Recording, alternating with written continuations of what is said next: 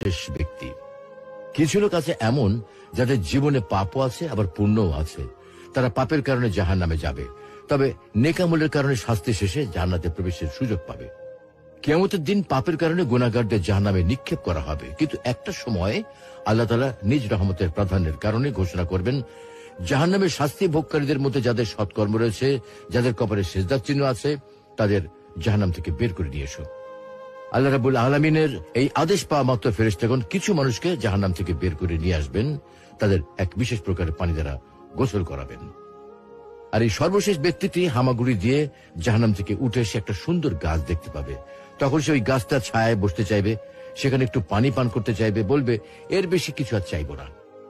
একটু পর আরেকটা গাছ দেখবে, সেটা হচ্ছে আর একটু সুন্দর, তখন ওটা ছায়ায় বসতে চাইবে, বলবে শুধু ওইটুকুই চাই, আর কিছু লাগবে না। কিছুক্ষণ পরে আরো একটা গাছ দেখবে যেটা আগেরটা চেয়ে আরো বেশি সুন্দর, এবারে বলবে না না না, ওইটাই চাই, কসম খেয়ে বলছি, এরপর আমি আর কিছু চাইবো না।